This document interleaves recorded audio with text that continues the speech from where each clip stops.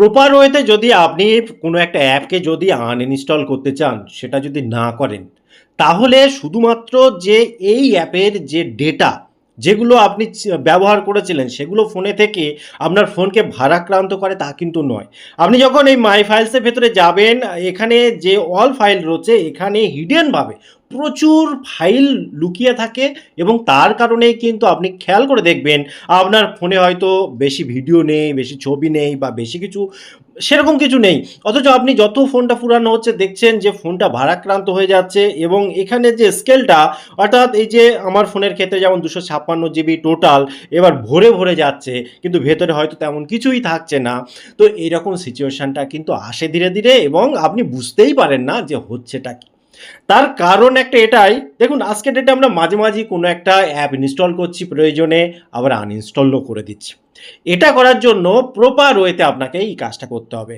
Privacy, safety, security সবটা আবার maintain হবে, কারণ আপনি অ্যাপটাকে যখন এখান থেকে ডাইরেক্ট আউট করে দিলেন, অর্থাৎ ডাইরেক্ট এরকমভাবে ধরে আনইনস্টল করে দিলেন, এই যে বডিটা, অর্থাৎ এই যে সিম্বলটা এখান থেকে চলে গেল বটে, কিন্তু এর যে ব্যাকগ্রাউন্ডে যে বিষয়বস্তুগুলো ছিল, এর ভেতরে যে ফাইলগুলো ছিল, সেগুলো কিন্তু আপনার ফোনেই এখনও অ্যাক্টিভ অনেক ক্ষেত্রেই থেকে যেতে পারে, যেটা কিন্তু ঠিক নয়। আমাদের প্রপার ওয়েতে এগুলো করা উচিত এবং সেটা করার জন্য আপনি যেটা করবেন, যে অ্যাপটাকে আপনি প্রপার ওয়েতে আনইনস্টল করতে চান, প্রথমত সেই অ্যাপটাকে এরকমভাবে একটু চেপে রাখবেন। তো এইভাবে চেপে রাখলে যদি হয়ে যায় ভালো, তা না হলে ওই সেটিংয়ে গিয়ে গিয়ে আপনার যেতে হবে। ঠিক আছে, যাই হোক, এখানে যদি ডাইরেক্ট চলে আসে, চলে আসলেন, না চলে আসলে কমেন্ট করে রাখুন, সে বিষয়েও আমি বলবো। এবারে দেখুন এই যে 3 ডট পয়েন্ট, এখানে যখন ক্লিক করবেন, এই যে অ্যাপ ইনফো, এই অ্যাপ ইনফরমেশন বা আই বাটন ডাইরেক্ট ক্লিক করলে এখানে চলে আসবে। এবার এখানে দেখুন এই যে স্টোরেজ ইউজ লেখা আছে না, এই জায়গাটায় আপনাকে যেতে হবে। আমার ক্ষেত্রে আমি এই অ্যাপটা উদাহরণ হিসেবে দেখাচ্ছি বলে হয়তো এরকম, আপনার ক্ষেত্রে দেখবে অনেকটা অনেকটা, আপনি খেয়াল করে দেখবেন যখন কোনো অ্যাপ আনইনস্টল করতে চাইবেন বা কোনো একটা নমুনা হিসেবে দেখবেন।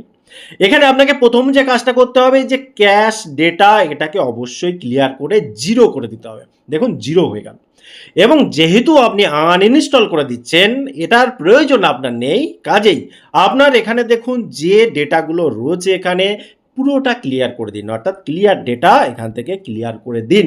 এখান থেকে পুরো ক্লিয়ার হয়ে গেল। এবার এখান থেকে বাইরে চলে আসুন। এবারে একটু সেফটির জন্য আমি কথাটা বলছি, এটা তো আপনি করলেন। তারপরে দেখুন এই জায়গাটায় ডেটা ইউজ যে কথাটা লেখা আছে, এখানে এসে এই যে ব্যাকগ্রাউন্ড ডেটা অন করা আছে না, এটাকে অফ করে দিন। অফ করে দিলেন, অর্থাৎ ব্যাকগ্রাউন্ডেও যাতে এই অ্যাপটা কোনো কাজ না করতে পারে। বোঝা গেল? তারপরে এখানে দেখুন এই যে পারমিশন সেকশন আছে, এখানে এসে যদি কোনো অ্যালাউড পারমিশন থাকে, সেগুলোও ডোন্ট অ্যালাউ করে দিন। অর্থাৎ এরকমভাবে যেতে হয়, গিয়ে দেখতে হয়, এখানে নিচে দেখুন ডোন্ট অ্যালাউ করাই আছে, অর্থাৎ এটা আমি আগে থেকে সব ক্লিয়ার করে রেখেছি। এই জায়গাটা দেখুন নো পারমিশন, সব হয়ে গেল, কমপ্লিট প্রসেস।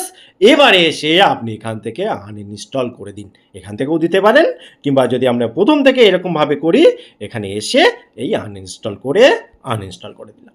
অর্থাৎ এটা এবার ফোন থেকে পারফেক্টভাবে ক্লিয়ারভাবে চলে গেল, এর কোনো ডেটা আমাদের অবশিষ্ট থাকলো না। এই অ্যাপের কারণে আমাদের ফোন আর ভবিষ্যতে কোনো ভারাক্রান্ত হবে না, আমাদের কোনো চিন্তা থাকবে না এর থেকে। টোটাল ইনফরমেশন কেমন লাগলো অবশ্যই কমেন্ট করতে ভুলবেন না। আবার দেখা হয় পরবর্তী ভিডিওতে। ততক্ষণ ভালো থাকুন, সুস্থ থাকুন, বাই বাই।